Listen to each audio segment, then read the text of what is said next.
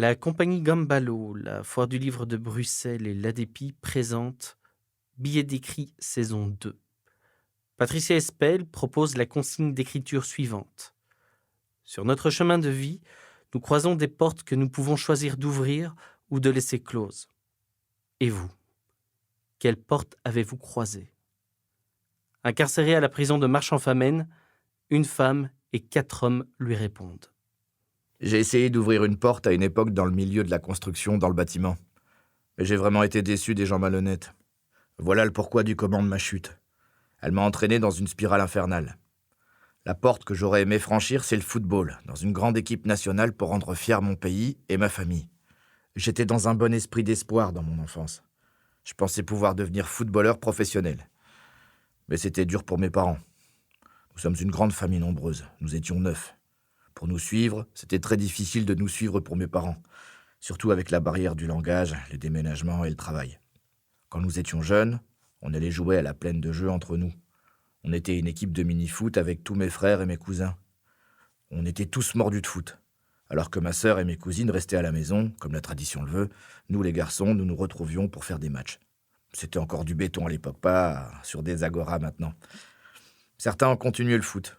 Mon petit frère joue maintenant au mini-foot en provincial.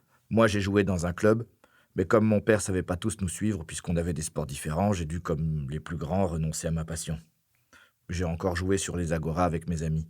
J'ai voulu ouvrir la porte pour voir mes enfants, mais j'ai pris une claque sur mon ancienne vie. J'ai eu peur d'ouvrir la porte pour dénoncer ce qui s'est passé. La seule chose la plus belle est la naissance de mes 3 enfants.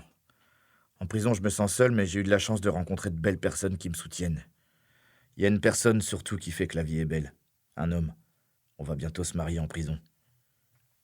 J'ouvre la porte de cette boîte en béton. Enfin, je vois la liberté après tant d'années. Mon constat est que le monde dans lequel on vit est injuste. Le riche est de plus en plus riche, et le pauvre de plus en plus pauvre.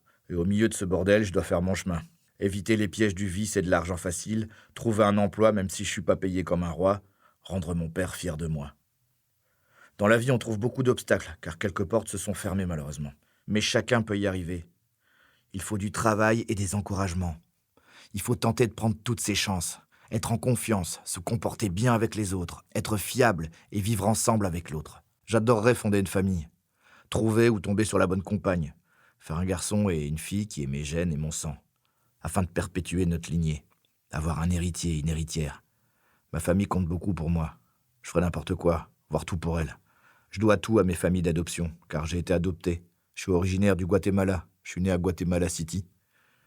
Je veux ouvrir les portes du bonheur.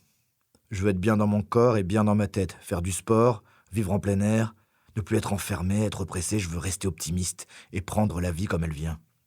Je veux plus vivre l'injustice. Je veux oublier le passé et ne plus être jugé pour ce que j'ai fait. Je souhaite être compris. Je veux me sentir libre de réaliser mes plus profonds souhaits et continuer à construire ce que j'ai commencé. Je veux être bien. Billets d'écrit, un projet de la compagnie Gambalo, de la Foire du Livre de Bruxelles et de l'ADEPI, avec le soutien de la Fédération Wallonie-Bruxelles en partenariat avec le XARA ASBL et la CAP Culture. Adaptation et direction, Nicolas Suizen, texte lu par Frédéric Clou.